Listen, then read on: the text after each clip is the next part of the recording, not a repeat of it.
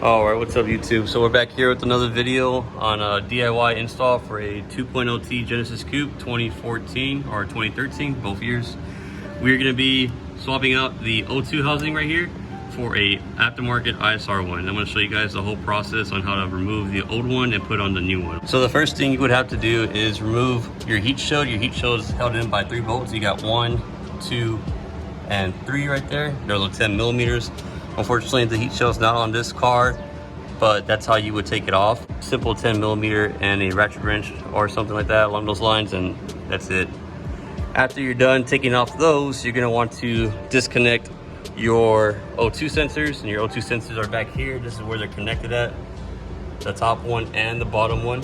All right, so I sprayed my connectors a little bit with WD-40, so they should be easier to come off now.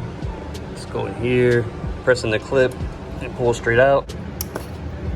Just like that. Pull that one straight out. Pull this one straight out. And then from here, you're gonna pull up on this, just like that one. See how that came off? This one should come off the same way, except going up.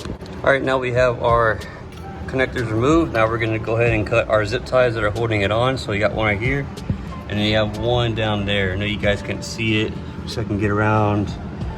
It's right here. You have to cut that one, and after that your sensors will be free, so whenever you drop the O2 housing, the sensors will drop with it. All right, so this is what your top stream O2 sensor will look like for the DK2 2.0s. Your bottom stream O2 sensor is off and put to the side. Now it's ready to free fall with your O2 housing. Up next, we're going to be removing these 5 14 millimeter bolts right here. You got 1, 2, and 3, and you got 2 under. You got one on this side as well. You can't see it, but it's right there.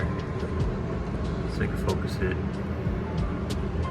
right here. And then you also have one right there. So you got to remove those 5 bolts, and then after you have those 5 bolts, we'll go under the car, and I'll show you guys how to take off the downpipe and the O2 housing bracket. Now to remove our top 3 O2 housing bolts, we have a 14 millimeter with a breaker bar, and we're going to be simply going to the right side. I'll demonstrate right now. I can get it in there just like that. Easy. You're going to do that all the way around. Alright guys, so in order to get better access to that bottom bolt, which is down here, see right there, you're going to have to take off this 10 millimeter and this 10 millimeter, and then there's a zip tie down here which you need to cut. And then there's also another spot over here that you just need to unclip, and then move the fuse box out of the way. After you have the fuse box out of the way, you have full access to the bottom bolt right there. And I recommend using a ratcheting wrench down there, a 14 millimeter ratcheting wrench, and breaking it loose with that. All I did was use my ratcheting wrench, put it down here, and then just gave it some pressure, and it broke loose easy. Also, be sure to use the WD-40, that helps out a ton. Now we're gonna get our last bolt, which is the one back here. All you need really is just an extension and a 14 millimeter socket, and you can get to it. That's all you really need. So I'm gonna go ahead and get that out right now. All right guys, sorry about that. I totally forgot to record this part, but this down here portion is pretty easy. All you have to do is, you have these 2 19 millimeter nuts right here. All you gotta do is hit it with some WD-40 and then get your 19 millimeter impacted off. And then right over here, you're gonna have 2 14 millimeters that connect to, where is it at? They connect to that guy right there. So you're gonna have these 14 millimeters, and then just take them off with a wrench or a ratchet, and then that's it. Your O2 housing is free, and then you can take it out and then take off your O2 sensors with the O2 sensor socket and put them on the new O2 housing. I'll show you guys what it looks like after I'm done pulling this out. All right guys, so we got our O2 housing out, and now we have our O2 sensors that we need to take off. This is our O2 sensor socket. You can rent it at AutoZone for like 10 bucks.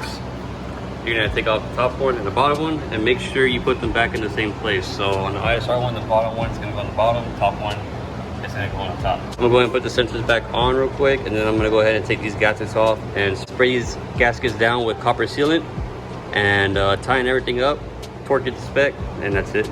This is what the top part looks like when it's finished. All 5 bolts were torqued down to 40 foot-pounds. Everything's tied back in place. everything's put back on. Also, don't forget, whenever you're doing this, make sure you use some copper sealant for all your gaskets. I know some of you guys don't like using it, but it can be a lifesaver sometimes. It can really help you out. So we're gonna go ahead and go into the car now and connect the down pipes. So we got our 2 brand new bolts and our new gasket in place. These are 14 millimeters provided by ISR, and this gasket also was provided by ISR. So now that everything is complete, we're gonna go ahead and lower the car, turn it on, give you guys a quick sound clip, and that'll be it. It's really easy installing these O2 housing. It's not hard at all. Anyone can do it with some basic hand tools at home.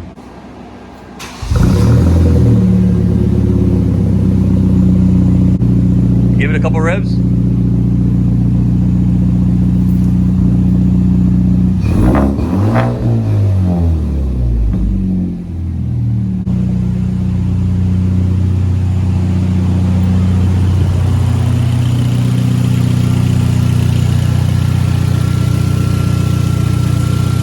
Quick inspection, check for leaks, and we're good.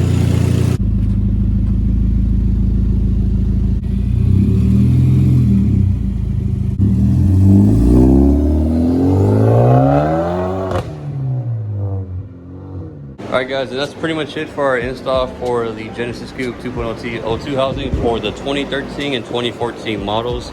I'll do another video for you guys for the BK1s, the 2010s to 2012s.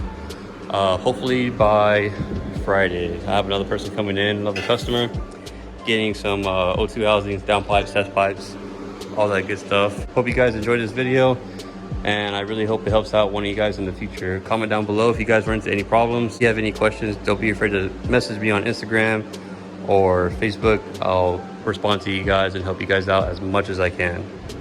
Peace out, guys.